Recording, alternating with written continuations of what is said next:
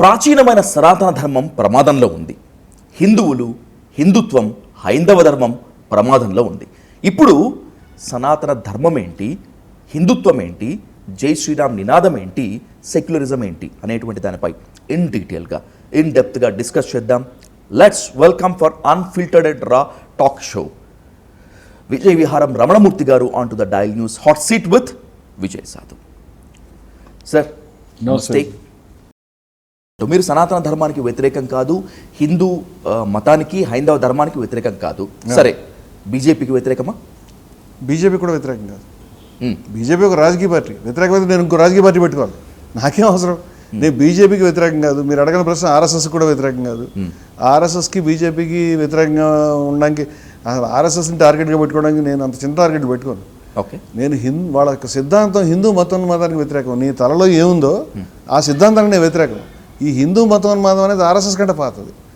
RSS సంస్థ 100 ఏళ్ళు ఉంటే హిందూ మతోన్మాదం ఎప్పటి నుంచో ఉంటుంది, 100 సంవత్సరాల నుంచి ఉంది. ఈ ముస్లిం మతోన్మాదం ఇంకా పాతది, జమాతే ఇస్లామీ కంటే, ఎంఐఎం కంటే. ఈ మతోన్మాదాలు పాతవి, సంస్థలు, బ్రాండ్లు, లేబుళ్ళు మారుతాయి. నేను మతోన్మాదానికి వాళ్ళ సిద్ధాంతాలకు వ్యతిరేకం. ఆ సిద్ధాంతం వాళ్ళ తలలో ఉన్నందుకు వాళ్ళు వ్యతిరేకం. వాళ్ళ సిద్ధాంతం మార్చుకుంటే నాకు ఏ తగత లేదు. మీ దృష్టిలో ఈ మాట 25 సంవత్సరాల క్రితం రాశాను నేను.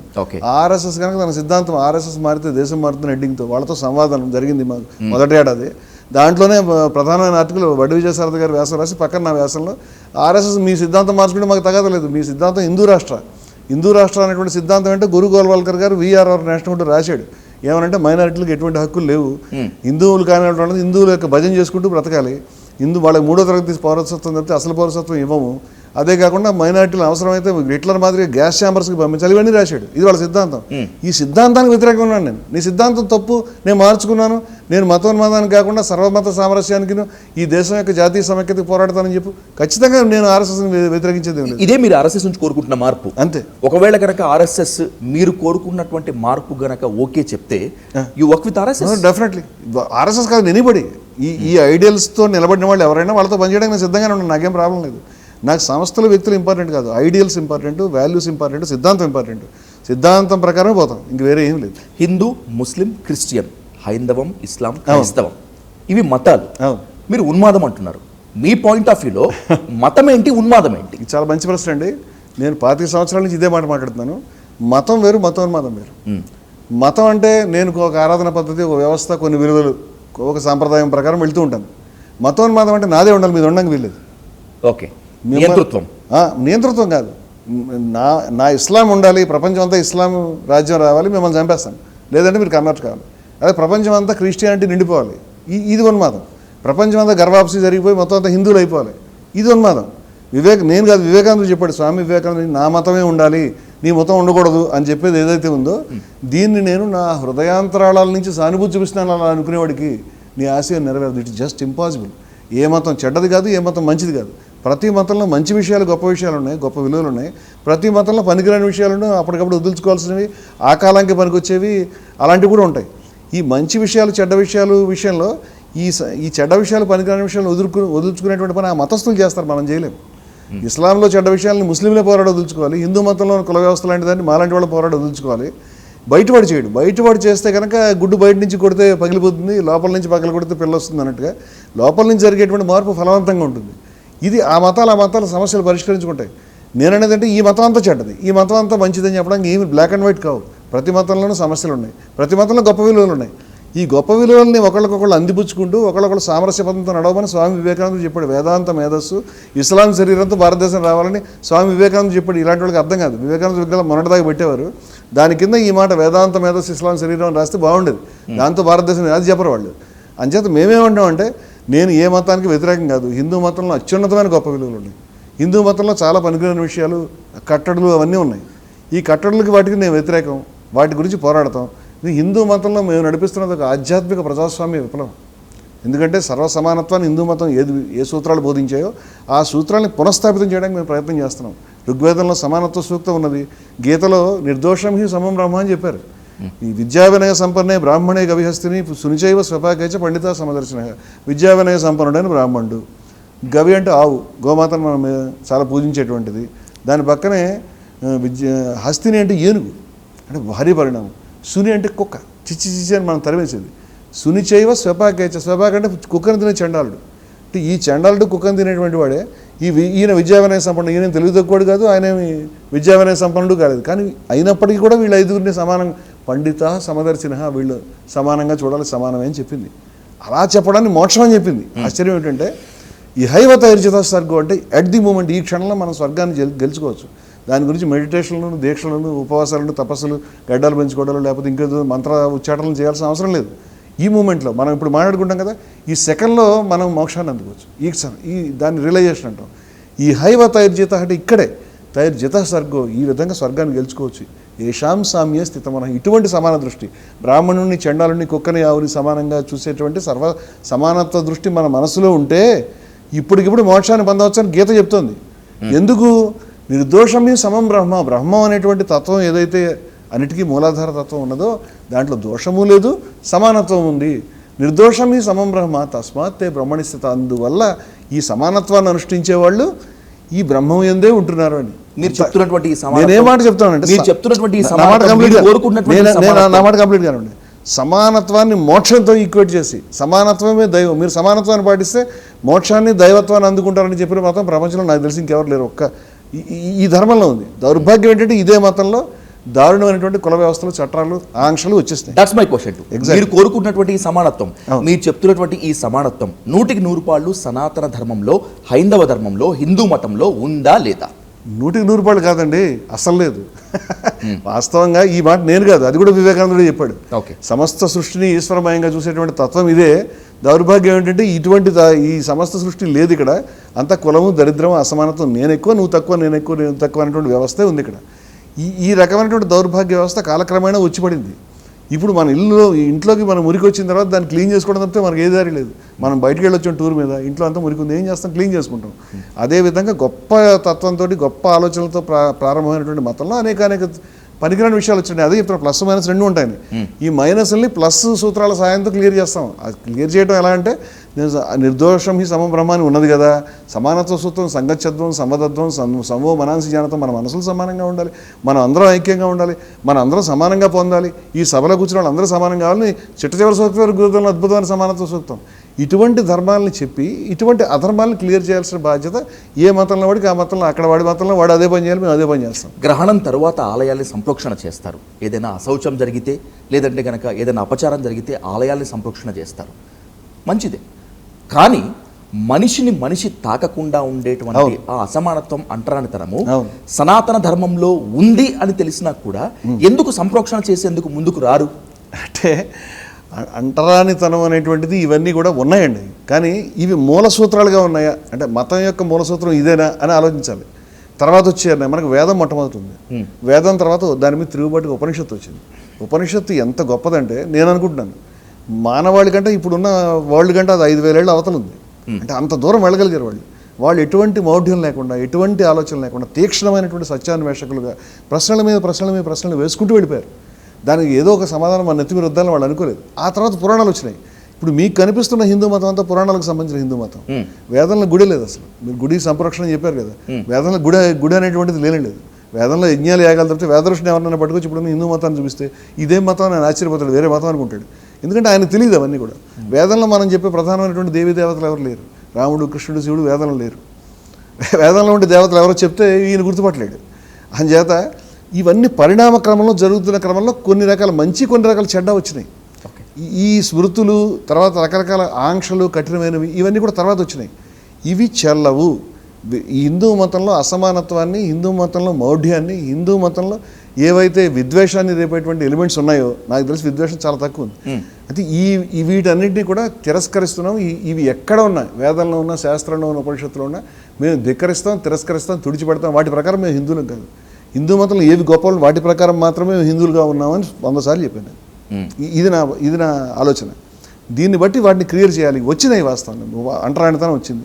అంటరానితనాన్ని, హిందూ మతాన్ని నమ్మేటువంటి గాంధీ గారే అంటరానితనం 12,000 మైళ్ళు యాత్ర చేశాడు, 2 సార్లు హత్యా ప్రయత్నాలకు గురయ్యాడు, చాలా యుద్ధం చేశాడు. అద్వైతాన్ని నమ్మేటువంటి నారాయణ గురు యుద్ధం చేశాడు. అంబేద్కర్ చెట్ట చివర్లు కన్వర్ట్ అయ్యాడు, కానీ ఆయన హిందూగా ఉండే పోరాటం చేశాడు. అది కుదరదులే, ఇది కాకుండా మనం బయటకు వెళ్ళిపోవాలి, దీంట్లో ఈ వేరే విషయం అని చెప్పి వెళ్ళిపోయాడు. ఆ వెళ్ళిపోతూ కూడా కుల నిర్మూలన పుస్తకంలో అయినప్పటికీ ఉపనిషత్తుల ప్రకారం దీంట్లో గొప్ప సూత్రాలు ఉన్నాయి కాబట్టి మీరు చేసే పోరాటం ఏంటంటే మీరు చేయండి అని చేసేవాళ్ళకి పిలిపించాడు.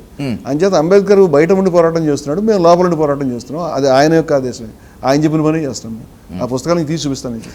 శిరస్సు సంస్కృతం, తలకాయ అచ్చ తెలుగు పదం.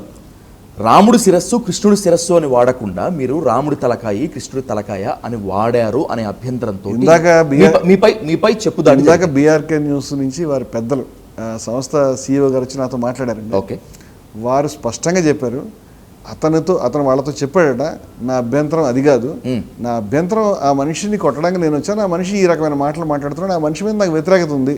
ఓకే, అంటే రావటమే మీపై దాడి చేద్దామని చెప్పి వచ్చాడు. అంటే మీకు కొంచెం బ్యాక్గ్రౌండ్ చెప్తే ఇంకా ఇది విషయం అర్థమవుతుంది. నేను అతనితో గత 20 రోజులుగా ఒక 2-3 సార్లు కూర్చున్నాను. ఓకే, అది కూడా బీఆర్కేలోనే. బీఆర్కేలో ఉన్నటువంటి మిత్రులు చెప్పడం వల్ల నాకు యాక్చువల్గా డిబేట్కి పోవడం ఇష్టం ఉండదు. డిబేట్లో మనం ఏ పాయింట్ ఎస్టాబ్లిష్ చేయలేము, ఆ స్పేస్ ఉండదు. ఈ పంపులు కొట్లాట్లు అందరూ అరుచుకోవడం నా వల్ల కాదు, దాంట్లో గంటలు కాదు. ఇది నన్ను మొట్టమొదటిసారి పిలిచినప్పుడు గోవుకి సంబంధించిన విషయం మీద పిలిచారు. అక్కడ ఈ పెద్ద మనిషి ఉన్నాడు, కశ్యప్ రెడ్డిను ఇంకో రెడ్డి కూడా ఎవడో ఉన్నాడు. వీళ్ళిద్దరు ఒకటే, మాస్టర్జీ గారు ఉండడానికి చాలా మంది ఉన్నారు దాంట్లో. గోవుకు సంబంధించి నేను చెప్పుకుంటూ వచ్చాను. గో పరిణామ క్రమంలో హిందూ మతంలో ఒకప్పుడు గోవధ అనేది హిందూ మతంలో కూడా జరిగింది. యజ్ఞయాగాల్లో కూడా ఉపయోగించిన ఉదాహరణలు ఉన్నాయి. నేను దాన్ని చెప్తాను నేను. కానీ అది మారిపోయింది. అది మారిపోయే వాళ్ళ కోట్ల మంది హిందువులు గోవు దేవత, సర్వదేవతలకు నిలయం, గోమాత అంటేనే చాలా ముఖ్యం, మా మాత లాంటిదని నమ్ముతున్నారు. ఇప్పుడు ఈ పరిస్థితిలో గోవధ నిషేధిస్తే గొడవ ఏమి ఉండదు. గోవధ నిషేధించండి, గోవుని జాతీయ జంతువుగా ప్రకటించండి. చంపడం అనుకో, 10 సంవత్సరాల నుంచి తీవ్రంగా చంపారు, కనీసం 80 మంది చంపారు, అక్కలక్కని చంపారు. ఉన్నాలో దళితుల్ని చొక్కాలు ఇప్పించి రాడ్లు తీసుకుని కొట్టడం అనేది దేశం అంతా చూసాం. జజ్జర్లో సజీవ దహనాలు జరిగినాయి, అది ఇంకా తక్కువ ప్రాచుర్యం వచ్చిన ఘటన. ఆర్యన్ నరేష్ అనేటువంటి బ్రాహ్మణ్ చంపినప్పుడు మాత్రం సారీ చెప్పారు. 25 కిలోమీటర్లు వెంటాడి. అంటే గోరక్షకులు అంటే వీళ్ళు చాలామంది ఏదో వాళ్ళు బొట్లు పెట్టుకుని కర్రలు, తుపాకులు, లేకపోతే రకరకాల వస్తువులు తాగి, అంటే నేను ఈ మాటలని పోలీస్ రిపోర్ట్లోని నివేదికలో ఉన్న విషయాలు చెప్తున్నాను మీకు. ఓకే, వెంటాడి 25 కిలోమీటర్లు వెంటాడి తుపాకులు కాల్చి చంపారు. చచ్చిపోయిన తర్వాత ఆర్యన్ మిశ్రా అతను బ్రాహ్మడు, అతని దగ్గర కారులో ఏమీ లేదు. అప్పుడు చాలా పొరపాటు అయింది, సారీ అని చెప్పారు. అంటే బ్రాహ్మడు చచ్చిపోతే సారీ చెప్పారు, కానీ ఈ ముస్లిం చచ్చిపోయినప్పుడు, దళితుడు చచ్చిపోయినప్పుడు వాడు సారీ చెప్పలేదు. దళితుడి ప్రాణం, ముస్లిం ప్రాణం, బ్రాహ్మణ ప్రాణం ఒకటి కాదు వాళ్ళ దృష్టిలో. ఓకే, ఇలా ఉంది. ఈ హింసాకాండ జరుగుతోంది, దీన్ని బంద్ చేయండి అర్జెంటుగా. ఈ దేశంలో ప్రతిసారి కూడా ఏదైనా జరగంగానే 50-60 మంది రోడ్ల మీద తిరుగుతూ బొట్లు పెట్టుకుని లారీలు ఆపడం, ఆ లారీ డ్రైవర్ పారిపోతాడు, లారీ తగలబడ్డ అవసరం అయితే అడ్డొచ్చిన వాళ్ళ మీద దాడి చేయడం, దాంట్లో ఉన్నాయడం లేవడం, ఇదంతా ఈ దరిద్రం అంతా ఎందుకు, మీరు బ్యాన్ చేయండి, బ్యాన్ చేస్తే ఆగిపోతుంది కదా అని మేము చెప్తే, ఈ మనిషి కశ్యప్ రెడ్డి మామూలుగా మాట్లాడుతూ, ఇవి కాదు ఎవడైనా కనుక చేస్తే మేము నరికేస్తాం, చంపేస్తాం, ఎవడ మాట వినం అని కెమెరాల ముందు ఇట్లా వేలు చూపించుకుంటూ మాట్లాడేవాడు. కశ్యప్ రెడ్డి అట్లా మాట్లాడకూడదా? ప్రధానమంత్రి మోదీ గారు సైతం ఒక దశలో, బాబు ఆపండి, ఇది కాదు, కరెక్ట్ కాదు, ఈ గో రక్షకుల పేరు మీద హింసాకాండ కరెక్ట్ కాదని మోదీ గారు, భాగవత్ గారు ఇచ్చిన ప్రకటనలు నీకు చూపిస్తానని చెప్పాను.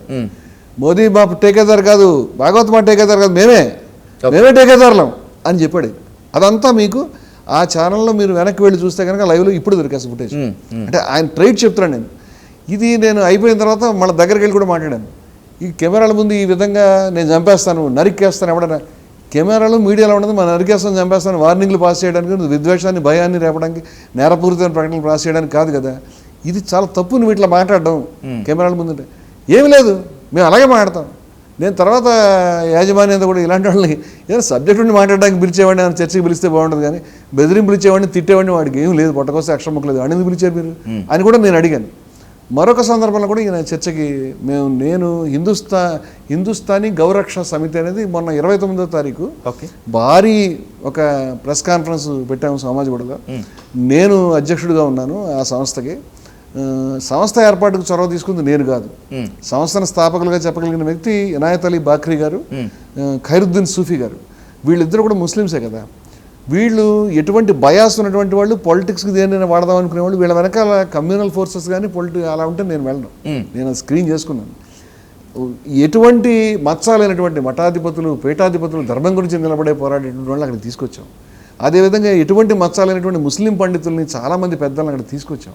అదేవిధంగా క్రైస్తవ పండితులు తీసుకొచ్చాం. వండరండి అది.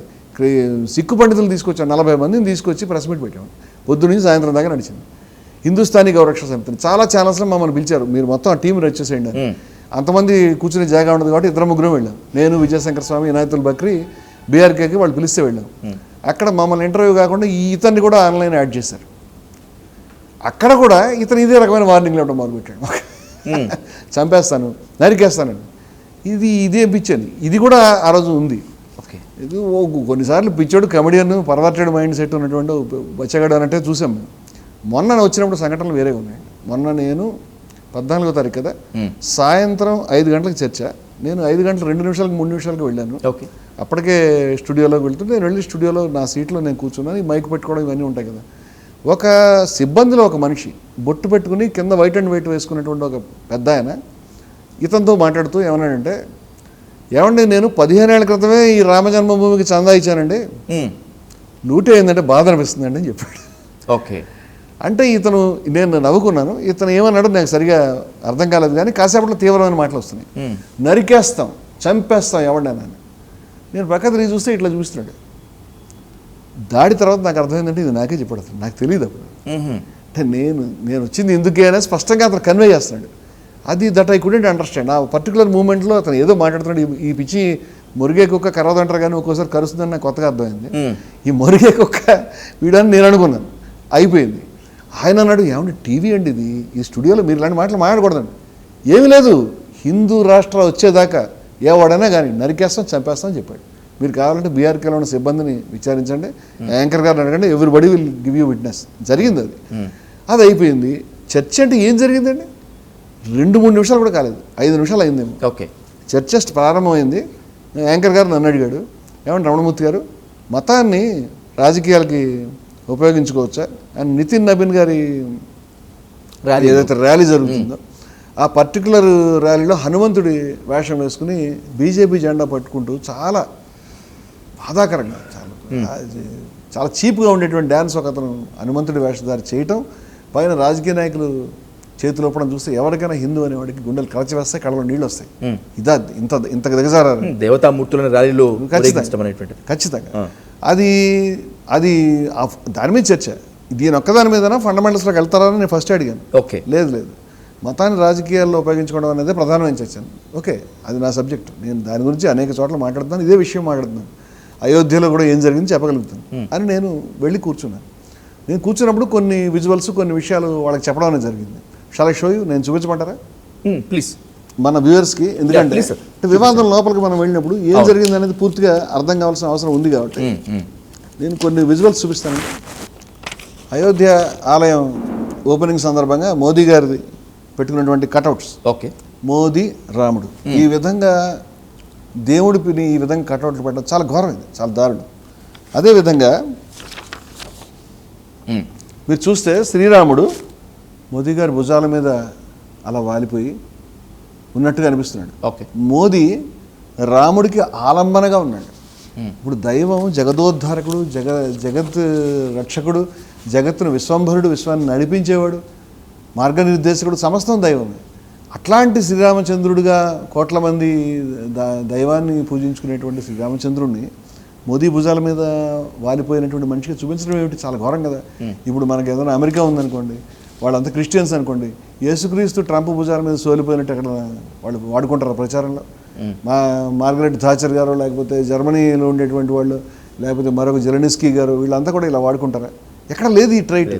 అంటే దైవం అంటే ఏమి, దైవాన్ని వాడేసుకోవడం, ఎన్నికలకు వాడేసుకోవడం, ఎవరినైనా వాడేసుకోవడం, ఇది దారుణం కదా.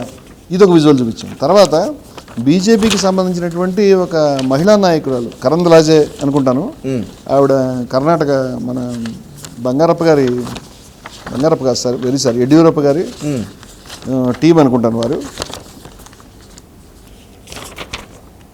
ఇది కూడా మీరు చూడవచ్చు.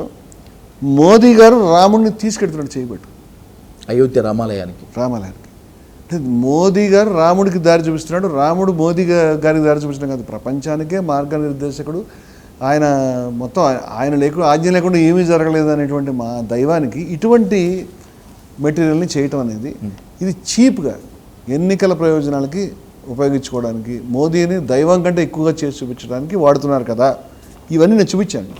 అదే కాకుండా అసలు అయోధ్య ఉద్యమం, రామజన్మ, చాలామంది తెలియని విషయాలు ఇవన్నీ. అయోధ్య రామజన్మ ఉద్యమంలో విహెచ్పి మెయిన్ పార్టీ కాదు, ఓకే, ఆర్ఎస్ఎస్ మెయిన్ పార్టీ కాదు, అసలు వాళ్ళు పోరాడింది కూడా ఏమీ లేదు. మీరు కొంచెం వెనక్కి వెళ్తే వాళ్ళు పొలిటిసైజ్ చేసుకున్నారు, డబ్బులు వసూలు చేసుకున్నారు, లేకపోతే మరో పని చేశారు. వాస్తవంగా వాళ్ళు దాంట్లో పార్టీ కాదు. 1984లో ఇందిరాగాంధీ గారు చనిపోయారు. ఇందిరాగాంధీ గారు చనిపోయినప్పుడు సానుభూతి వెల్లువ దేశం అంతా కూడా ఉద్వేగం. నేను కూడా అప్పుడు కాలేజీలో చదువుతున్నాను, ఏమైపోతుంది దేశానికి అనేటువంటి ఒక ఆందోళన. అటువంటి పరిస్థితిలో దేశం ఉండగా ఆ సానుభూతి, ఆ వెల్లువ కారణంగా ఓట్లు విపరీతంగా పడి రాజీవ్ గాంధీ గారు ప్రధానమంత్రి అయ్యాడు. అప్పుడు ఎవరికి ఏ ఓట్లు మొత్తం వేవ్ అది. అప్పుడు బీజేపీ పార్టీకి 2 సీట్లు వచ్చాయి. ఒక సీటు మన ఎన్టీ రామారావు గారి మీద కూడా సానుభూతి ఉంది. ఎందుకంటే నాదెండ్ల భాస్కర్ రావు ఎపిసోడ్లో ఆయన దిగిపోవడం, మళ్ళీ ప్రజలంతా ఆయనకు అనుకూలంగా ఇక్కడ ఉన్నాం. అంచేత ఈ 2 రాష్ట్రాలు ఇప్పుడు ఉమ్మడి రాష్ట్రంలో రామారావుకి పడినటువంటి ఓట్లు రామారావుతో పొత్తులో ఉన్నారు కాబట్టి ఒక సీటు బీజేపీకి వచ్చింది. ఇక్కడ ఇంకో సీటు ఎక్కడ వచ్చింది. మొత్తం దేశం మొత్తం మీద 2 సీట్లు. వాళ్ళ నినాదం ఏంటంటే గాంధీ సోషలిజం. వాళ్ళ నినాదం పార్టీ పెట్టుకున్నప్పుడు Gandhi socialism, Gandhi socialism. Socialism పనికిరాదని హోసబలే గారు, దత్తాత్రేయ హోసబలే గారు సోషలిజం పనికిరాదు, సెక్యులరిజం పనికిరాదు అని చెప్తున్నాడు కదా మనం. అసలు సంఘ పరివారంలో భాగమేగా బీజేపీ. వాళ్ళ నినాదం సోషలిజం. గాంధీ అంటే మీరు ఆర్ఎస్ఎస్ కింద కార్యకర్తలు కలిపినా విషయం కక్కుతాడు గాంధీ మీద. గాంధీని చంపారా లేదా అంటే చంపలేదని ప్రూవ్ అయింది. కానీ సర్దార్ పటేల్ గారు గొప్ప మాట చెప్పాడు. ఏ భావజాలం గాంధీ గారి ప్రాణాలను బలి తీసుకుందో, ఆ విద్వేష భావజాలాన్ని మీరే పుట్టించారు, ఎందుకు పుట్టించారు అని గురు గోల్వాల్కర్కి సర్దార్ పటేల్ గారు రాసినటువంటి లేఖ. ఈ లేఖ మీరు ఎక్కడ వెతకక్కర్లేదు. ఆర్ఎస్ఎస్ వాళ్ళిద్దరు సంభాషణ ప్రింట్ చేశారు. ట్రూత్ ట్రైమ్స్ అని బుక్ ఉంటుంది, దాంట్లో శుభ్రంగా కనిపిస్తుంది అది మీకు.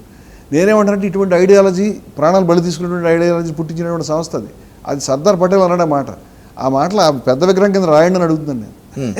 ఆర్ఎస్ఎస్ నిషేధించింది కూడా ఆయన హోంమంత్రి నిషేధించాడు, తర్వాత ఎత్తేసారు, అది వేరే స్టోరీ. నేనేమంటానంటే నిషేధం పోవడం పక్కన పెట్టండి, అసలు విద్వేష భావజాల కారణం అని గుర్తుపట్టాడు ఆయన మహానుభావుడు అని చెప్తున్నాను నేను. ఆ విషయాన్ని సరసంఘచాలకి ఎత్తి చూపించాడు అని చెప్తున్నాను నేను. మీరు వాళ్ళ ప్రచురణ చూడండి, నా ప్రచురణ కాదు, వాళ్ళ ప్రచురణలో ఉన్న విషయం ఇది.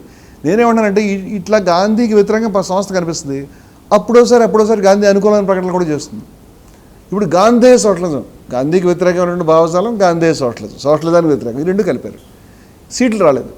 ఇన్ కేసు మనకి 85లో జరిగినటువంటి ఎన్నికల్లో ఇన్ కేసు బీజేపీకి 100-150 సీట్లు వచ్చాయనుకోండి, ఈ దౌర్భాగ్యం తప్పేదండి మనకి.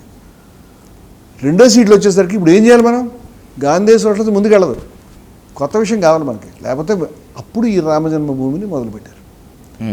అప్పుడు సడన్గా అద్వానీ గారు మత నాయకత్వం, మత వేషానికి మారి ఏది బొట్టు పెట్టుకుని, ఏది ఒక రథం, టయోటా వాహనాన్ని, శిలాన్యాస్ కాదు, రథయాత్ర, టయోటా వాహనాన్ని రథంగా మార్చుకుని దాంతో ఒక రథయాత్ర ఆయన చేశాడు.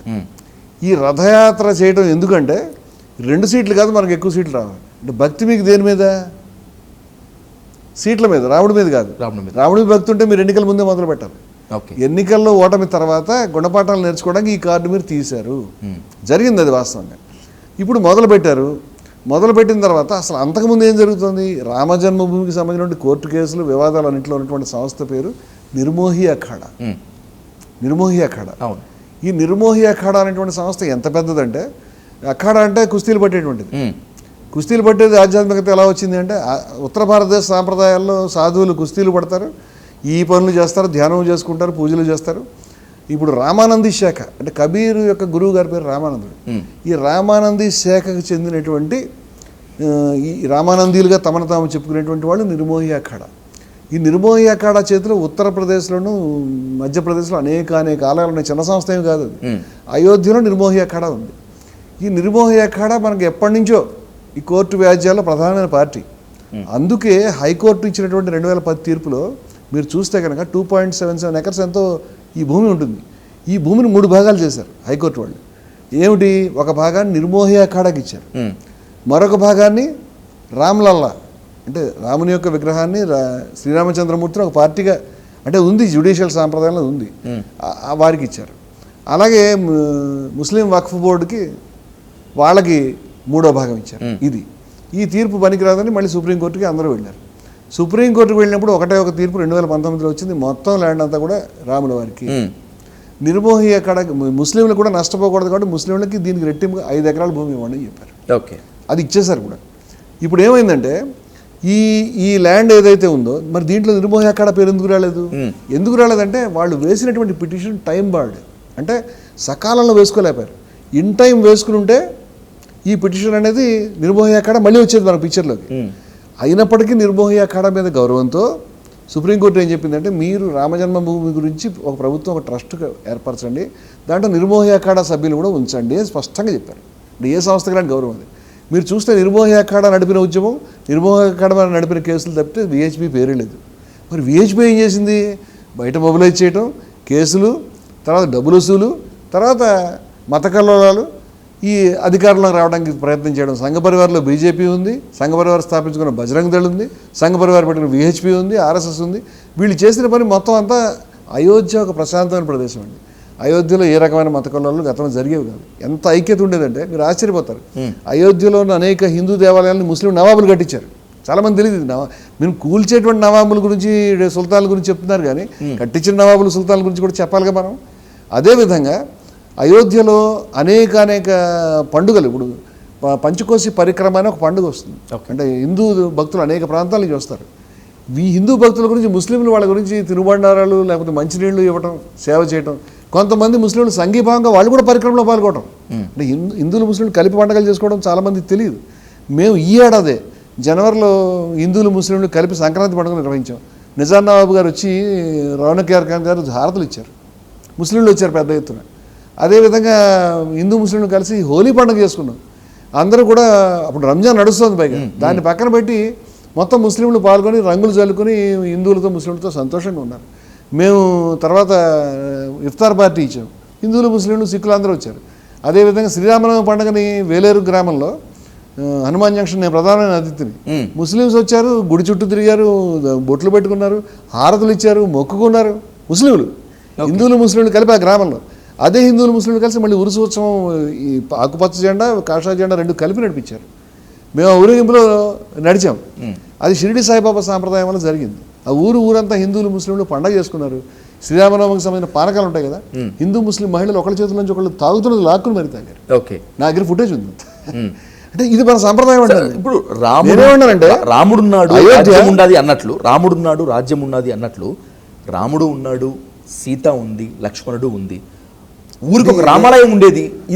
ఇదొకటి కాదు. అయోధ్యలో ఇటువంటి మత సామరస్య వాతావరణం ఉన్నటువంటి వాతావరణం ఉన్నప్పుడు ఏ రోజు కూడా ఈ బాబ్రీ మసీద్ కట్టడంలోకి విగ్రహాలు 1949లో వచ్చిన తర్వాత ఒక ఆలయ వ్యవస్థ నడుస్తుంది, పూజాధికారులు నడుస్తున్నాయి. వీటిని ఏనాడు ముస్లింలు ఆటంకపరచలేదు, ఎవరో ఇబ్బంది పెట్టిన వాళ్ళు లేదు. ఆ ఆలయానికి ఒక పూజారి గారు ఉన్నారు, వారి పేరు బాబా లాల్దాస్ గారు. అంటే ఇవన్నీ చెప్పాలి మన వీక్షకులకు, చాలా ముఖ్యమైన విషయాలు ఇవన్నీ కూడా. బాబా లాల్దాస్ గారు వీరండి, కోర్టు నియమించినటువంటి బాబా లాల్దాస్ గారు. వీరు అయోధ్య రామాలయానికి ప్రధాన పూజారి, హెడ్ ప్రీస్ట్. ఈ వాతావరణంలో ఉండగా దాంట్లోకి విహెచ్పిను, బీజేపీ, ఆర్ఎస్ఎస్ ఎంటర్ అయింది. ఓకే, వీళ్ళు ఏం చెప్పారంటే మీరు రావద్దు చెప్పారు, మీరు ఈ పని చేయకండి, రాజకీయాలను చొప్పించకండి, మేము శుభ్రంగా సంతోషంగా హిందువులు ముస్లింలు ఇచ్చిపుచ్చుకుంటూ హాయిగా ఉన్నాం, ఇక్కడ ఆలయ సమస్య మేము పరిష్కరించుకుంటాము, చక్కగా పరిష్కారం అవుతుంది, మీరేం ఆందోళన పడకండి, మీరు అనవసరంగా రాజకీయాల గురించి ఈ పని చేయకండి. అద్వానీ గారు రథయాత్ర ఆపేయండి చెప్పాడు. ఎందుకంటే రథయాత్ర మీరు చూస్తే, రథయాత్ర తిరిగిన ప్రతి ప్రాంతంలో కూడా మీరు ఒకసారి పెన్సిల్ తీసుకుని ఆ సిటీస్ నోట్ చేసుకుని ఇండియా మ్యాప్లో గీసి చూపించండి, ప్రతి ప్రాంతంలో మత కలహాలు జరిగాయి. ఓకే, వేల మంది, వందల మంది చచ్చిపోయారు, ఇళ్ళు తగలబడ్డాయి, నాశనం అయినా. ఇదంతా ఎందుకంటే రాజకీయమైన అడ్వాంటేజ్ గురించి మీరు చేస్తున్నారు. అయితే ఆలయ ప్రధాన పూజారి గారు ఏం చెప్పారంటే, మీరు డబ్బులు వసూలు చేస్తారు. ఇప్పుడు కాదండి, ఎప్పుడంటే 89-90లో. ఇప్పుడు ఆలయం పేరు మీద చర్చ నడుస్తుంది కదా. 89-90లో బాబా లాల్దాస్ గారు ఏం చెప్పారంటే, ఇప్పటికి కూడా మీకు నెట్లో ఇంటర్వ్యూలు దొరుకుతాయి, చూశాను, ఇప్పటికి కూడా డాక్యుమెంటరీలు దొరుకుతాయి. జర్మనీ నుంచి మీకు 2 కోట్ల రూపాయలు వచ్చాయి. ఆ రోజు 2 కోట్ల రూపాయలు వాళ్ళు ఎంతతో సమానం. మీకు టాటా దగ్గర నుంచి, బిర్లా దగ్గర నుంచి, దాల్మియా దగ్గర నుంచి వచ్చినటువంటి నిధులు వచ్చినాయి, ప్రతి గ్రామం నుంచి కానుకలు వచ్చినాయి, బంగారం ఇటుకలు వచ్చినాయి, వెండి ఇటుకలు వచ్చినాయి. ఇవాళ కాదు, 89-90 చెప్పాను. ఈ డబ్బులన్నీ కూడా ఎక్కడున్నాయో నాకు తెలుసు, బ్యాంకుల్లో ఉన్నాయి. ఈ బ్యాంకు నుంచి డబ్బులు డ్రా చేసి రాజకీయ ప్రయోజనాలకు బీజేపీకి ఇస్తున్నారు. మీరు దయవుంచి దీని మీద విచారణ చేయండి, మీరు బ్యాంక్ అకౌంట్లో వివరాలు తీస్తే మొత్తం బయటపడతాయి. అలాగే ఆ ప్రాంతంలో 50 నుంచి 60 మంది పూజారులు చంపేశారు. ఏ విధంగా మఠాలను స్వాధీనం చేసుకుంటారు, ఏ విధంగా దేవాలయాలను స్వాధీనం చేసుకుంటారు, ఇవన్నీ చెప్పాడు ఆయన. 50-60 మంది పూజారులు చంపడం, 8,500 సుమారుగా అక్కడ ఆలయాలు ఉన్నాయి ఆ ప్రాంతంలో. ఈ పూజారులు ఎవరెవరు చంపారంటే అని అడిగారు. అడిగితే 50-60 పేర్లు నా నోట్లో ఉండవు కదా, నాకు లిస్ట్ ఉంది మా ఇంటి దగ్గర అని కొన్ని పేర్లు చెప్పాడు కూడా ఆయన. అవి కూడా మీకు దొరుకుతాయి మీకు కావాలంటే అని చెప్పి, ఇది దుర్మార్గం ఈ రకంగా చేస్తోందని ఇంతమందిని చంపిన వాళ్ళు నన్ను వదిలిపెడతారా? నేను వద్దంటాను కదా, ఇదంతా కూడా నన్ను కూడా చంపేస్తారు. ఎప్పుడు చంపుతారో తెలియదు చెప్పాడు. ఇది ఒక రకంగా చెప్పాలంటే ఒక మరణ వాంగ్మూలం లాంటిది. ఓకే. ఈయనని కళ్యాణ్ సింగ్ గారు 91లో ఆ పదవి నుంచి తొలగించాడు. కోర్టు నియమించిన వ్యక్తిని మీరు ఎట్లా తొలగించగలుగుతారు? కోర్టుగా తొలగించాల్సింది అని ఈయన కోర్టుకి అప్పీల్ చేసుకున్నాడు. ఆ కేసు పెండింగ్లో ఉంది, ఆయన చనిపోయాడు కాబట్టి అది పోయింది. 91 తర్వాత 92లో బాబ్రీ మసీద్ కూల్చారు. బాబ్రీ మసీద్ కూల్చేసిన తర్వాత కేవలం కొన్ని నెలల్లో ఈయన దారుణంగా హత్య చేశారు. ఓకే. తుపాకులతో కాల్చి చంపారు. ఈ మనిషి అంతకుముందు నా మీద బాంబు దాడి చేశారు, నా మీద హత్యా ప్రయత్నం చేస్తాను, నన్ను బెదిరిస్తున్నారు, చంపేస్తాను, నాకు రక్షణ కల్పించండి, వీళ్ళని చంపేస్తారు, ఎందుకంటే నేను ఈ విషయాలు మాట్లాడుతున్నాను కాబట్టి. నిధులు, డబ్బు, రాజకీయం ఇవే మాట్లాడాడు. కళ్యాణ్ సింగ్ గారు ఆయనకి రక్షణ కల్పించడానికి నిరాకరించాడు. ఓకే. ఒక ముసలివాడిని, ఒక పూజారిని, ఏ రక్షణ లేనివాడిని, గుడిసెలో ఉంటున్నటువంటి వాడిని, అయోధ్యకి కేవలం కొన్ని కిలోమీటర్ల దూరంలో అయోధ్య ప్రధానాలయ పూజారిగా మీరు తీసేదాకా సుమారుగా 10 సంవత్సరాలు సర్వీస్ చేసినటువంటి మనిషిని, ప్రజల్లో మంచి ప్రతిష్ట ఉన్నటువంటి మనిషిని దారుణంగా హత్య చేశారు. ఇప్పటికి కూడా దానికి ఏదో భూమి తగదా కారణం, దానికి కారణం ఏంటంటే ఈయన ఏదో భూమి ఉంది అందుకని చంపేశారని ఏవో చెప్పారు. మనిషిని చంపితే భూమి ఏమీ మారదు, రికార్డుగానే ఉంటుంది. సరే, ఓకే, కారణం అదే అనుకుందాం. నేనేమంటానంటే మిమ్మల్ని రక్షణ కల్పించమని అడిగాడు, మీరు ఎందుకు కల్పించలేదు? ఓకే. ఎందుకు కల్పించలేదు మీరు రక్షణ? అయితే వంగవీటి మోహన్ రంగ కేసు తీసుకోండి, నాకు రక్షణ కల్పించడానికి ఆయన కూర్చుని నిరాహార దీక్ష చేస్తున్నాడు. ఆయన మీద దాడి చేసి చంపేశారు. దాడి చేసి చంపేసింది ఎన్టీ రామారావు గారు, చంద్రబాబు నాయుడు కాదు, వాళ్ళకేం సంబంధం అని ఎవరైనా అన్నారనుకోండి, పబ్లిక్ దాన్ని అంగీకరించరు. నీ ప్రభుత్వంలో రక్షణ కల్పించిన ప్రాణానికి ఎమ్మెల్యే కూర్చుని రక్షణ కల్పించేది ఉంటుంది, కల్పించలేదు, అంచేత నువ్వే బాధ్యుడివి అని ఆయన ఎన్నికలు దించేశారు. అదేవిధంగా బాబా లాల్ దాస్ గారి హత్యలో నీకు ప్రమేయం లేకపోయి ఉంటే కనుక నువ్వు రక్షణ కల్పించేది ఉంటుంది కదా అంటున్నాను నేను. రక్షణ కల్పించకుండా దానికి అనుకూలమైన వాతావరణం నువ్వు ఏర్పరిచావు కదా. ఆయనకు రిస్క్ ఉందని ఆయన మీద దాడులు చేయడు. వినాయక్ రెడ్డి గారు ఆయన గురించి యజ్ఞం చేయించాడు, చచ్చిపోవాలని ఆయన చెప్పిన మాటలు, నేను చెప్పిన మాటలు కాదు.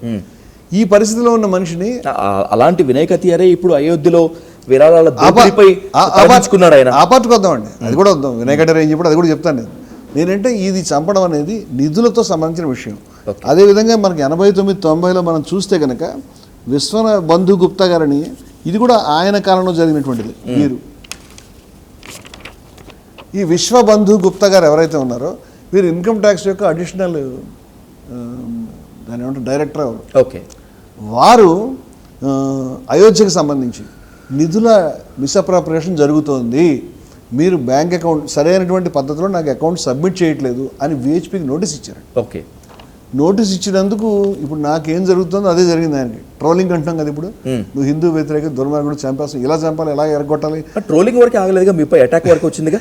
అదే నేనేమన్నానంటే ఈయనకి ట్రోలింగ్ సోషల్ మీడియా లేదు కాబట్టి ఇంటికి వెళ్ళి తిట్టారు, చంపేస్తాను నేను. ఈయన తర్వాత ఈయన్ని సస్పెండ్ చేశారు, ఈయన గురించి ధర్నాలు చేశారు, ఈయన తొలగించమని. ఈయన సస్పెండ్ చేశారు. విహెచ్పి విచారణ జరగలేదు, జరుగుంటే ఇక్కడ దాకా వచ్చేది కాదు. అదేవిధంగా ఇందాక మనం నిర్మోహి అఖాడా మెయిన్ పార్టీ అని మాట్లాడుకున్నాం. నిర్మోహి అఖాడాకి చెందినటువంటి వీరు సంత సీతారాం దాస్ గారు మహంత్. నిర్మోహి అఖాడా అధికార ప్రతినిధి, it's not a small organization. Okay.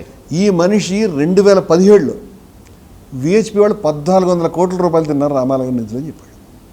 1400 crores collect చేశారండి. ఇవాళ మనం ఎక్కడ ఉన్నాం 2026. 17 అంటే సుమారుగా 10 ఏళ్ల క్రితం విషయం. 10 సంవత్సరాల క్రితం ఎవరు మెయిన్ పార్టీలో చాలామంది ఏమనుకున్నారంటే గుడి అంతా కూడా విహెచ్పి వల్ల వచ్చింది, గుడి అంతా కూడా ఆర్ఎస్ఎస్ వల్ల వచ్చింది. ఎవరు పోరాడారంటే నిర్మోహి అఖాడా పోరాడారు. ఎవరు పోరాడారంటే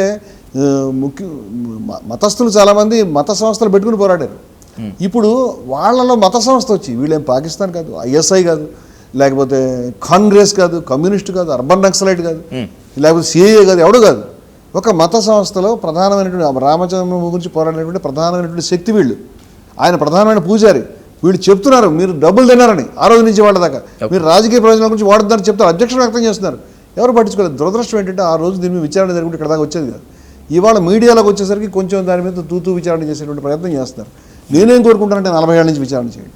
40 సంవత్సరాల నుంచి ఏం జరిగిందో, 1989-90 నుంచి ఈ హత్యల గురించి విచారణ సమస్తం మీరు విచారణ చేయండి. ఒకళ్ళు కాదు చెప్పింది, బాబా జ్ఞానదాస్ గారు ఉన్నారు, వారు హనుమాన్ గడికి ఇది చాలా ముఖ్యమైనటువంటి గడి అండి. అఖిల భారత అఖాడా పరిషత్కి వీరు అధ్యక్షుడు, నాట్ స్మాల్ మ్యాన్. అది కూడా చిన్న సంస్థ కాదు. వారు పదే హిందువుల యొక్క ముస్లింల యొక్క మైత్రితో ఈ పనులన్నీ అయిపోతాయి. ఏం అభ్యంతరం లేదు, ఎవరి మధ్య ద్వేషం లేదు. మీరు వస్తున్నారు, మీరు విద్వేషం రేపుతున్నారు, మీరు రాజకీయం చేస్తున్నారు, అవసరం లేదు మీరు రావాలి. అయోధ్యలో వీరు ఏం చెప్పారంటే డబ్బులు తింటున్నారు, మీరు రాజకీయానికి ఉపయోగించుకుంటారు, ఇది చేయొద్దు అని చెప్పాడు. అదృష్టవశాత్తు వీరు ఇంకా సజీవులుగా ఉన్నారు. వీరు ఎప్పటికీ సురక్షితంగా సజీవులుగా ఉండాలని నేను కోరుకుంటాను. ఇవాళకి పెద్దవారైనా వారు ఆ మాటలు చెప్తున్నారు. అదేవిధంగా కమల్ నయన్ దాస్ గారు, రుచిగోపాల్ దాస్ గారు తర్వాత ట్రస్ట్ ఆయన చెప్పాడు, ఈ ప్రాంతంలో సైకిళ్ళకి తిరిగేవాళ్ళు కార్లు కొనుక్కున్నారు, ఈ ప్రాంతంలో గుడిసెలు ఉన్నవాళ్ళు 3 అంతస్తుల బిల్డింగ్లు కట్టారు, ఇటుకలు రామాలయం గురించి వచ్చి ఉపయోగించారు, నిర్మాణాలకు ఉపయోగించారు, డబ్బులు వాడుకున్నారు, స్పష్టంగా చెప్తున్నాడు ఆయన. ఎవరు దొంగలు వాళ్ళు ఎలా విచారణ చేయగలుగుతారు అన్నాడు. మొన్న కొంచెం మాట మార్చేసరే విచారణ జరగనివ్వండి అన్నాడు. అంటే ఒత్తిడి వచ్చిన తర్వాత అందరూ ఒక రకంగా ఉండలేరు కదా. మీరు ఎందాక చెప్పిన వినయ్ కట్టారు కదా, వారు ఏమన్నారండి? వారు ఏమన్నారు? ఆయన తలదించుకున్నాడు, ఇంత దుర్మార్గం ఇంకా ఉండకూడదు, సబ్కా సబ్ చోర్ హై అని చెప్పాడు. ఎగ్జాక్ట్లీ. నేనేమంటానంటే అప్పటికే చెంపత్రాయ్ అరెస్టు, ఆ తర్వాత టిన్ను గారిని వారి డ్రైవరు లేకపోతే ఎవరో వారి అసిస్టెంట్లు ఇంకా ఎవరెవరి మీద విచారణ జరుగుతుంది. ఇప్పుడు సబ్కా సబ్ చోర్ హై అనే దాంట్లో వాళ్ళ గురించి అయితే చెప్పట్లేదని నేను అనుకుంటున్నాను. ఆ సభలో ఎవరున్నారు? ఆ సభలో ముఖ్యమంత్రి ఉన్నారా, ప్రధానమంత్రి ఉన్నారా, నాగపూర్ ఉన్నారా, ఎవరో మాకు తెలియదు. ఇంతకంటే ముఖ్యమైన వ్యక్తి బ్రిజ్ భూషణ్ శరణ్ సింగ్. నేను చాలా మంది పేర్లు చెప్పగలను, చెప్తే నన్ను చంపేస్తారేమో, పెద్ద దుమారం మీరు అవుతుందని చెప్పాను. చాలా మంది పెద్దవాళ్ళు ఉన్నారని చెప్పాడు ఆయన. అవును, ఎంత పెద్దవాళ్ళు ఉన్నారంటే నేను నోరు ఇప్పలేనని చెప్పాడు. బ్రిజ్ భూషణ్ శరణ్ సింగ్ ఎటువంటి వ్యక్తో మనకు తెలుసు. ఆయన గురించి ఉద్యమం చేశారు, 6 సార్లు ఆయన ఎంపీగా ఉన్నాడు. ఆయన గురించి సాక్షి మాలిక్ కానీ ఫోగట్ గారు కానీ లైంగిక వేధింపుల కేసు ఎదుర్కొన్నాడు కదా. అంత జరిగిన ఆయన వెంట మొత్తం బీజేపీ వెంట ఉండి ప్రధాని దగ్గర నుంచి ఆయన కాపాడుకున్నారు. ఈ ప్రపంచమంతా తను తిట్టినా ఉద్యమం జరిగినా పట్టించుకొని లెక్క చేయనటువంటి మనిషి ఇవాళ దేనికి భయపడుతున్నాడు? అంత బలవంతుడు కూడా. అంటే ఆయన చెంపతరాయికి అయితే భయపడ్డు ఖచ్చితంగా. ఆయన దీని వెనకాల ఎంతమంది పెద్దలు ఉన్నారో తెలిసి ఆ పెద్దలు ఎక్కడున్నారు? లక్నోలో ఉన్నారా, ఢిల్లీలో ఉన్నారా, నాగపూర్లో ఉన్నారా? తెలియాలి కదా దేశానికి. అయితే చాలామంది ఇది ఇప్పుడు జరిగింది అనుకుంటున్నారు. ఇప్పుడు ఉన్నటువంటిది ఆవుపేడ కింద దాచారు, టాయిలెట్లో దాచారు, ఇంకెక్కడో దాచారు, ఇవేవో బయటపడినాయి. ఫస్ట్ 200 కోట్లు అన్నారు, అక్కడి నుంచి 7 కోట్లకి, అక్కడి నుంచి 70-80 లక్షలు రికవరీ. ఆ తర్వాత ఎవరన్నా ఆయన డ్రైవర్ గారు కింద ఉన్న మనిషి అని చూపించి కేసు రాస్తారు. ఆ తర్వాత వాళ్ళని 15 రోజులకో 20 రోజులకో నెలలకో బెయిల్ ఇచ్చి బయటకు తెప్పించుకుంటారు. ఆ కేసుని విట్నెస్లు వాళ్ళు ప్రజెంట్ చేసే దాన్ని బట్టి ఉంటుంది. నేనంటే సమస్య అది కాదు, సమస్య 40 ఏళ్ళ క్రితం నుంచి ఉంది. విచారణ ఎవరు చేయాలి? సంబంధం లేని వాళ్ళు చేయాలి. నాట్ బిఫోర్ మీ అనేది మీకు తెలుసు కదా. జడ్జి గారికి సంబంధం ఉంటే కనుక వద్దు నా ముందు అని చెప్తాడు, ఆయన వెళ్ళిపోతాడు. అట్లాంటిది మీరు తయారు చేసిన ట్రస్ట్, మీరు పెట్టినటువంటిది, ముఖ్యమంత్రి ఆదిత్యనాథ్కి సంబంధం ఉంది, ప్రధానమంత్రి మోదీ గారు స్వయంగా తన మనుషులు పెట్టుకున్నాడు ట్రస్ట్లో. మీరు ఎందుకు విచారణ చేస్తారు? విహెచ్పి ఎవరి సంస్థ? మీరు ఎక్కడి నుంచి వచ్చారు? సంఘ పరివారంలో ఉన్నటువంటి వ్యక్తులు సంఘ పరివారంలో జరిగింది, మీరు విచారణ చేసేస్తారా? అది కాదు కదా. మీతో సంబంధం న్యూట్రల్ పార్టీ కావాలి. అన్ని వ్యవస్థల్ని ఉంచారు ఇవాళ. ఎలక్షన్ కమిషన్ ధరించి వాటన్నింటినీ కూడా ఉంచగలిగారు. ఏ వ్యవస్థలు నిర్వీర్యం కాలేదో చెప్పడం కూడా కష్టం. కానీ ఇంకా ఆశతో సుప్రీంకోర్టు ఆధ్వర్యంలో సుప్రీంకోర్టు న్యాయమూర్తి గారి ప్రత్యక్ష పర్యవేక్షణలో ఈ దర్యాప్తు జరిగితే వారి పర్యవేక్షణలోనే ఏమన్నా నిజాలు, అది కూడా 40 సంవత్సరాల రికార్డు నేను చెప్తున్నది. ఇది కేవలం ఈ 2 ఏళ్ళు 3 ఏళ్ళు చేస్తానంటే నేను అంగీకరించింది. ఎవ్రీథింగ్ ఆ రోజు బ్యాంక్ అకౌంట్ల దగ్గర నుంచి ఎవ్రీథింగ్ సబ్మిట్ చేయాలి. చంద్రకుమార్ గారు మొన్న మంచి మాట అన్నారు మా సభలో. 10,000 రూపాయలు దాటి ఎవరు డబ్బులు ఇచ్చారో మీకు స్టార్టింగ్ నుంచి, ఏదో 100-200 ఇచ్చిన వాళ్ళ పేర్లు చెప్పానంటే 10,000 దాటి ఇచ్చిన వాళ్ళ జాబితా మీరు ప్రకటించండి బీహెచ్పీ వాళ్ళు. అప్పుడు మా పేరు ఉందా లేదా అని చూసుకోవడానికి దేశ ప్రజలందరికీ అవకాశం వస్తుంది. నేను చాలామంది హృదయాలు మండిపోయినాయి. జ్యువెలర్స్ అసోసియేషన్ వాళ్ళు ఇంకా చాలామంది మేము కానుకలు ఇచ్చాం, మేము నగలు ఇచ్చాం, మేము ఇటుకలు ఇచ్చాం, అవి ఏవి కనిపించట్లేదని మొత్తుకుంటారు కదా. మీరు దాన్ని ఓపెన్గా మాట్లాడండి. అలా కాకుండా మీరు ఏదో చాలా కంట్రోల్డ్గా దానికి కొల్లుడైనటువంటి పద్ధతిలో మీరే చేస్తారు, మీరే విచారణ చేస్తారు, మీరే నిర్దోషులుగా ప్రకటించుకుంటారంటే ఇది చాలా తప్పు కదా అని. రైట్. ఇప్పుడు ఇందాక ఈ విషయాలు నేను మాట్లాడుతున్నాను, అది వాళ్ళకి ఆటంకం. నేను కంటిన్యూస్గా ఈ రికార్డ్ అంతా మాట్లాడుతున్నాను. నేను కంటిన్యూస్గా గోవధకు సంబంధించి ముస్లిమే, వీళ్ళకి గోవధ మీద ఇంట్రెస్ట్ లేదు, ముస్లింలని దాన్ని కారణంగా చూపించి వాళ్ళ మీద దాడి చేయడం మీద, దళితుల మీద దాడి చేయడమే ఇంట్రెస్ట్ ఉంది. నేను వీళ్ళని ముందుకు తెచ్చి దళితులను, ముస్లింలు లేకపోతే షెడ్యూల్ ట్రైబ్స్ వీళ్ళంతా కూడా ఏమీ ఆటంకం చెప్పట్లేదు, నువ్వు అర్జెంటుగా బ్యాన్ చేయంటే వాళ్ళు చేయడానికి సిద్ధంగా లేరు. పైపెచ్చి మా మీద ఆరోపణలు చేయడానికి సిద్ధంగా ఉన్నారు. నేనన్నది ఏంటంటే రాజకీయ ప్రయోజనాల గురించి వాడుకోవడం సమస్య దగ్గర మొదలుపెట్టాం మనం అంతా కూడా దీన్ని. మొన్న ఒక బీజేపీ నాయకుడు నాతో ఒక చర్చలో ఏం చెప్పాడంటే, ఎందుకంటే మీరు టెంపుల్ గురించి అంత గొడవ చేస్తున్నారు, ఇంకా దాని నిర్మాణం పూర్తవలేదు, నమస్కారం అంగీకరిస్తున్నాం, ఎందుకు ఓపెన్ చేశారు? మరి పూర్తవలేదని మీరే చెప్పారు కదా. ఇప్పుడు నిర్మాణం పూర్తిగా దాన్ని ఎందుకు ఓపెన్ చేశారని అడుగుతున్నాను నేను. నిర్మాణం పూర్తిగా దాన్ని ఓపెన్ చేయొద్దు అని 4 శంకరాచార్యులు రాలేదు, మేము రామని చెప్పారు. కొంతమంది అయితే ఇంకా మొహమాటం లేకుండా నిర్మాణం పూర్తి కాలేదు, రాజకీయ మయం, మీరు వస్తున్నారు అందుకని రావట్లేదు కూడా చెప్పారు. అంటే వాళ్ళు కూడా సనాతన ధర్మానికి విరోధులే.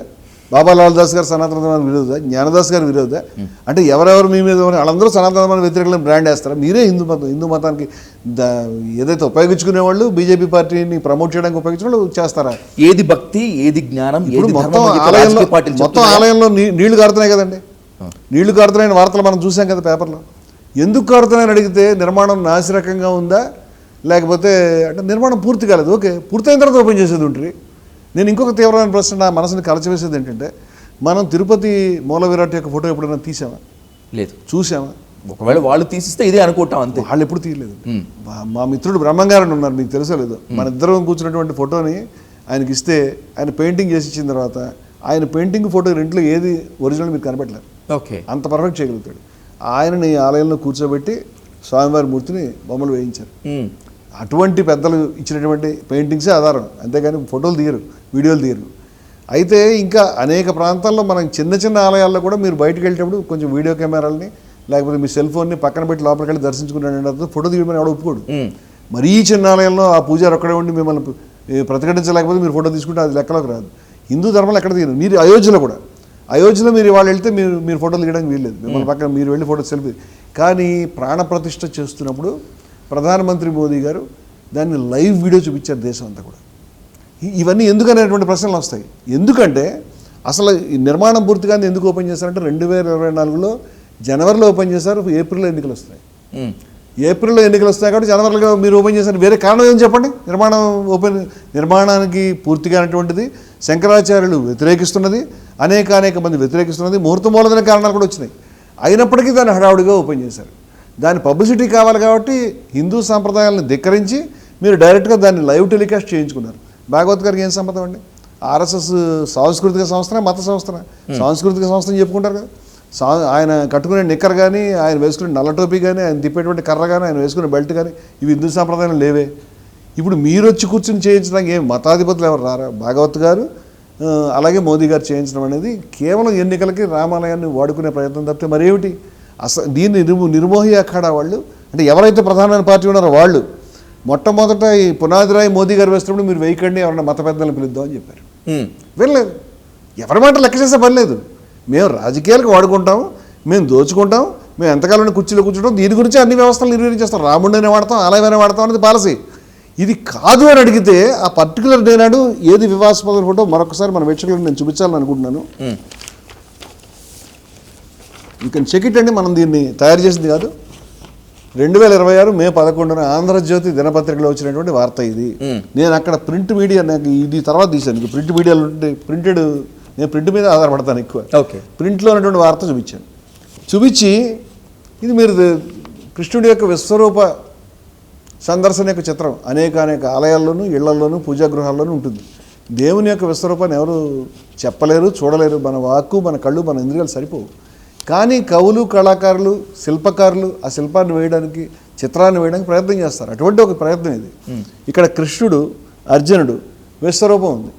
విశ్వరూప స్థలంలో మనకు లోపం వల్ల ఏమిటంటే కృష్ణుని యొక్క ముఖం, తల ఏదన్నా అన్ని తెలుగు పదాలే, ఆ తలని తీసి దాని స్థానంలో మోదీ గారి తలని పెట్టారు. ఇది ఎందుకు? ఇది మనసులు గాయపడతాయి కదా, ఇది అన్యాయం కదా అని నేను అన్న దానికి మీరు తల అనొద్దు అని ఆయన అరిచాడు. తల అంటే నేను కొడతాను. నేనంటే తల అనడం నీకు ప్రాబ్లమా, తల నీకు బదులు మోదీ తల పెట్టడం ప్రాబ్లమా? నువ్వు నిజంగా కృష్ణుడి మీద, హిందూ ధర్మం పైన నీకు ప్రేమ భక్తి ఉంటే నువ్వు అలా జరిగిందా నాకు ఇవ్వండి, అది ఎవడు దీనికి కారణం నేను కనుక్కుంటా, నాకు చెప్పండి, మనం జ్యోతికి వెళదాం, అసలు ఎవడేది చేశాడో దాన్ని కనుక్కుందాం, వెళ్ళి వాడి చేత ఎందుకు చేశారని చెప్పి వాడి చెంపలు వాయిద్దాం అనాలి కదా మీరు. అదంటే మానేసి నన్ను కొట్టేటి నాకు ఆశ్చర్యంగా ఉంది. అంటే ఈయనకు ఉన్నది సనాతన ధర్మం మీద, హిందూ ధర్మం మీద, మోదీ మీద, కృష్ణుడి మీద భక్తి కాదు, మోదీ మీద భక్తి. ఇప్పుడు రాముడు మోదీకి ఆలంబనంగా ఉండటము, లేకపోతే బాలరాముణ్ణి ప్రధాని మోదీ లోపలికి తీసుకువెళ్తుండటము, ఇక్కడ కృష్ణుడి శిరస్సు రూపంలో లేదంటే ముఖ స్థానంలో మోదీ చిత్రపటాన్ని పెట్టడము, ఇదంతా సైకో ఫ్యాన్సిజం అనుకుంటే దీన్ని పెంచి పోషిస్తే సైకో ఫ్యాన్సిజం కాదండి, రాజకీయాలకి మతాన్ని ఉపయోగించి అధికారంలో రావాలని చేసే ప్రయత్నము. హిందూ మతంలో హిందూ ప్రజలందరినీ మాయలో పెట్టి రాముడు అనేది మేము రాముడు కలిసే, రాముడితో మోదీ గారు సమానం, అంతకంటే ఎక్కువ కూడా. రాముడి కంటే మోదీ గారు ఎక్కువ. ఆయన ఎవరు తనికెళ్ళ భరణి గారిలో దండం పెట్టి మొన్న మోదీ గారిని చూస్తే అందరిని చూసినట్టు అయిందని చెప్పాడు కూడా ఎయిర్పోర్ట్లో. అంటే ఈ ప్రజల్ని ఆ రకమైన ట్రాన్స్లోకి తీసుకెళ్ళడం ద్వారా మోదీ గారిని ఒక దైవాంశ సంభూతుడిగా ఆ పార్టీని మొత్తం దైవాంశ సంభూతుల యొక్క పార్టీ కింద అదే హిందూ మతం కింద చెప్పి వేల సంవత్సరాల నుంచి ఉన్న హిందూ మతాన్ని, వేల సంవత్సరాల నుంచి ఉన్న ఆరాధన వ్యవస్థలు అన్నింటినీ కూడా వాళ్ళు కేవలం మళ్ళీ ఎన్నికలు నెగ్గడానికి, కుర్చీలు కూర్చోడానికి, దోచుకోవడానికి వాడుకుంటారు దీన్ని. దేవుడికి మించి ఇంకొకరు ఉండరు అని ఏ మతమైనా చెప్తుంది, హిందూ అయినా, ఇస్లాం అయినా, క్రైస్తవమైనా కూడా.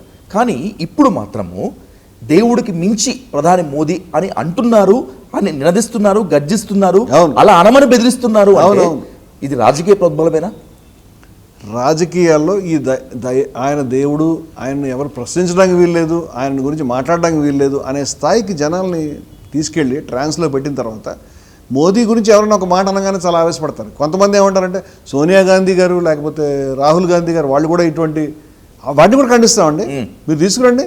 నా దృష్టిలో ఖచ్చితంగా కాంగ్రెస్ పార్టీ కావచ్చు, కమ్యూనిస్ట్ పార్టీ కావచ్చు, సమాజ్వాదీ పార్టీ కావచ్చు, ఎవడనే కావచ్చు, వాళ్ళు మతాల్ని వదిలిపెట్టి బయటకు వెళ్ళండి. ఎంఐఎం గారు కావచ్చు, జమాతే ఇస్లామీ కావచ్చు, మతాలను వదిలిపెట్టండి. ఖురాన్ని కానీ, బైబిల్ని కానీ, గీతని కానీ, లేకపోతే గుళ్ళని కానీ, ఆలయాలను కానీ రాజకీయ నాయకులు వదిలిపెట్టమని నేను కోరుకుంటాను. వీళ్ళు మీరు ఫస్ట్ మీరు చెప్పారే, ఏది మేము విద్యను కల్పిస్తాము, ఆరోగ్యాన్ని కల్పిస్తాము, టెక్నాలజీని పెంచుతాం, ఉద్యోగ సౌకర్యాలు కల్పిస్తాము, దేశాన్ని ఎక్కడికో వెళ్ళిపోతాం మనం, అమెరికా చైనా ఆగో మన ముందు ఆ పని చేస్తే. అది మానేసి ఇప్పుడు ఈ మతంలో వేళ్ళు పెట్టి ప్రజల మధ్య విద్వేషం రేపి మేము మత సంరక్షకులుగా దిగడం అనేది ఇది చాలా సమాజంలో చాలా తీవ్రమైన ప్రమాదంగా తయారైంది కదా అని ఆందోళనలో నేను మాట్లాడుతాను. అంతకంటే ఏం చేయమంటారు చెప్పండి. ఒక చాలా valuable and by the controversial statement ఇచ్చారు మూర్తి గారు. ఏంటంటే బీజేపీ తన శత్రువుల్ని మాత్రమే కాకుండా తన మిత్రులను కూడా తినేస్తుంది, మింగేస్తుంది అని చెప్పి you have showed some live example also. ఈ నేపథ్యంలో సనాతన ధర్మ పరిరక్షణ అంటోంది బీజేపీ, హైందవ ధర్మ పరిరక్షణ అంటోంది బీజేపీ, హిందూ ఖత్రేమహే అంటోంది. ఇప్పుడు బీజేపీకి కావాల్సింది నిజంగా ప్రమాదంలో ఉన్న హిందుత్వమా, లేకపోతే తాము ఏం కోరుకుంటున్నారో అలా ఉండాల్సినటువంటి ఇదొక ప్యాటర్న్ అండి. ఇప్పుడు మతోన్మాదులు చేసే మొట్టమొదటి మాట ఏంటంటే మన మతం ప్రమాదంలో ఉంది. జిన్నా గారు ఏం చెప్పాడు? ఇస్లాం ఈజ్ ఇన్ డేంజర్. ఇస్లాంని రక్షించుకోవడానికి పాకిస్తాన్ చెప్పాడు. పాకిస్తాన్ యొక్క నినాదం పాకిస్తాన్కి మతలబ్ క్యా లా ఇలాహి ఇల్లల్లా అని అన్నారు. పాకిస్తాన్ అంటే ఏమిటో చెప్పాలి. అది మానేసి లా ఇలాహి అంటే మతంతో దాన్ని ముడిపెట్టి దాన్ని సాధించుకునే ప్రయత్నం ఇదంతా. అయితే ఇప్పుడు కూడా పాకిస్తాన్లో అసలు మతోన్మాదం అనేది మొట్టమొదటి చేసే అపకారం వేరే మతాలకు కాదు, తన సొంత మతానికి చేస్తుంది. పాకిస్తాన్లో ఆల్మోస్ట్ ప్రతి మసీదు మీద, ప్రతి దర్గా మీద, దర్గాలు అన్నిటి మీద కూడా బాంబు దాడులు జరిగినాయి. మన భారతదేశంలో జరగలేదు దర్గాల మీద, ఏదో కొన్ని జరిగినాయి, ఎక్కువ కాదు. పాకిస్తాన్లో చివరికి మహమ్మద్ ప్రవక్త ఊరేగింపు ఆ రోజు చేస్తారు, ప్రవక్త పుట్టినరోజుని ఊరేగింపు, ఆ ఊరేగింపుల మీద కూడా దాడులు జరిగినాయి. అక్కడ పాకిస్తాన్ ఎంతమంది హిందువులు ఉన్నారండి ఇవాళ? అక్కడ 1.3, 1.3, 2.6 ఉన్నారు. ఏది క్రైస్తవులు, హిందువులు 2.6% ఉన్న క్రైస్తవులు, హిందువులు ఏమైనా అపకారం చేస్తారా? కానీ ఇప్పుడు కూడా అక్కడ విభజించిన నినాదం ఇస్లాం ప్రమాదంలో ఉంది. దాంట్లో అహ్మదీయుల్ని ఫస్ట్ గెంటేశారు, వాళ్ళ మీద దాడులు చేశారు, వాళ్ళ యొక్క శ్మశానాల నుంచి మహమ్మదీయులు శవాలు తీసి బయటికి విసిరేశారు, పాతిపెట్టినవి. అదేవిధంగా షియాల మీద, తర్వాత హజారా షియాల మీద, తర్వాత బరేల్వీ మీద కొనసాగుతూ ఉంటుంది. పాకిస్తాన్లో ప్రమాదం అనేది ముస్లింలు అంత దారుణం. ఇవాళ కూడా హిందూ మతం వల్ల ముస్లింలకి, క్రైస్తవుల కంటే హిందువులకి ఎక్కువ ప్రమాదం వచ్చి పడిపోయింది. పైకేమో హిందూ మతం ప్రమాదంలో ఉందంటారు, హిందువులందరి మీద దాడులు చేస్తారు. ప్రతి 10 మంది ఇళ్లలో 8 మంది ఇళ్లలో షిరిడి సాయిబాబా బొమ్మ ఉంటుంది. షిరిడి సాయిబాబా భక్తుల మీద విమర్శలు దాడి. వాళ్ళు బ్రహ్మకుమారీలు ప్రపంచంలో అన్ని దేశాలు 140 దేశాల శాఖలే అందరూ వచ్చి రాధాకృష్ణుల బొమ్మలు పెట్టి వాళ్ళ మీద పూజలు చేసి మాట్లాడతారు. అది హిందూ సాంప్రదాయంలో చాలా దగ్గరగా ఉంటుంది. వాళ్ళు శివుడికి సంబంధించినవి ఆ మోటివ్సే వాడతారు.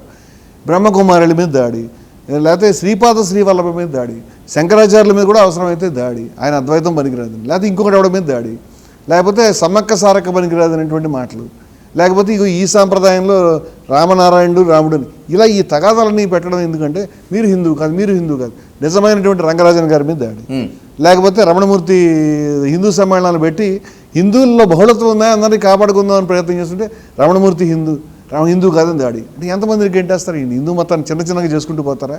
వాస్తవం ఇటువంటి ధోరణుల వల్ల హిందూ మతం నష్టపోయిన విషయం మీ దృష్టికి తేవాలనుకుంటాను నేను. సిక్కులు ఒకప్పుడు తాము హిందువుల్లో భాగమని భావించుకునేవారు. అవును, ఒక పెద్ద మనిషి, నేను ఆయన మీద గౌరవంతో ఆయన పేరు చెప్పట్లేదు, ఆయన మంచి మనిషి ఆయన. ప్లీజ్. ఆ మనిషి ఏం చెప్పాడంటే అనవసరంగా గురునానక్ మీద విమర్శలు చేశాడు. ఓకే, సనాతన ధర్మం కాదు ఇట్లాంటివన్నీ కూడాను, ఆయన ఏదో ఇలా చేశాడని అన్నాడు. సిక్కుల హృదయాలు గాయపడ్డాయి. అప్పుడు హమ్ హిందూ నహి అని కహాసింగ్ నాబాన్ అని పుస్తకం రాశాడు. ఆ రోజు నుంచి వాళ్ళ దాకా మేము హిందువులు కాదంటారు, సెపరేట్ మతం అయ్యారు. నిజమే. అలాగే రవిదాసీలు వెళ్ళిపోతారు. నువ్వు తిడుతున్నావు కదా, సమ్మక్క సారకుని వెళ్ళిపోతారు, వెళ్ళిపోతారు. నువ్వు వెళ్ళిపో, షిరిడి సాయి మతాన్ని ప్రకటించుకో అని చెప్తున్నాడు. నేనంటాను హిందూ మతాన్ని కాపాడుకోవడం ఎంతమందిని గంటే కూడా మహానుభావ, ఈ మతోన్మాదులు అంతా కలిపి 1% ఉండరు. మీరు బయటకు వెళ్తే మంచిది. మీ మోదీ మతం, ఇప్పుడు మోదీ తలకాయ గురించి మీరు బాధపడుతున్నారు ఇదంతా కూడా. మీరు బయటకు వెళ్తే, మీ యూట్యూబర్లు బయటకు వెళ్తే, మీరు ఈ మతస్థులు కాకుండా పోతే ఈ మిగతా హిందువులు సురక్షితంగా ఉంటారు. మొత్తం హిందూ మతం మీద దాడి జరుగుతున్నది, వీళ్ళు చేస్తారు ఈ దాడి. ఓకే, క్రైస్తవులు విమర్శిస్తున్నారు, ముస్లింలు విమర్శిస్తున్నారు, ఖచ్చితంగా దాడే, మేము దాన్ని అంగీకరించం. అలాగే క్రైస్తవ మతం మీద, ముస్లిం మతం మీద వీళ్ళు కూడా ఏమి తక్కువ చేయట్లేదండి. మీరు చూస్తే, మీరు యూట్యూబర్సే చూస్తే కనుక, ఏది మరకలు, లేకపోతే ఎడారి మతాలు, లేకపోతే శవాన్ని పూజిస్తారు, లేకపోతే మేకులు కొట్టించుకున్నాడు నిన్నేం కాపాడతాడు, లేకపోతే ఎల్ భాష, ఎం భాష, మరి మీద, యేసు మీద, ఇవన్నీ వీళ్ళు వాడుతున్నారు, వాళ్ళు వాడుతున్నారు. ఈ ధోరణులు అందరూ తప్పే. అయితే ఈ విద్వేషం వల్ల హిందూ మతాన్ని కాపాడలేరు. మనం ఫస్ట్ అనుకున్నాం హిందూ మతాన్ని క్లీన్ చేసుకోవాలనుకున్నాం. అలాగే హిందూ మతంలో వచ్చేటువంటి మతోన్మాదులు హిందువుల మీద దాడి చేస్తారు. దీన్ని కాపాడుకోవాల్సిన అవసరం ఉందని నేను అనుకుంటున్నాను.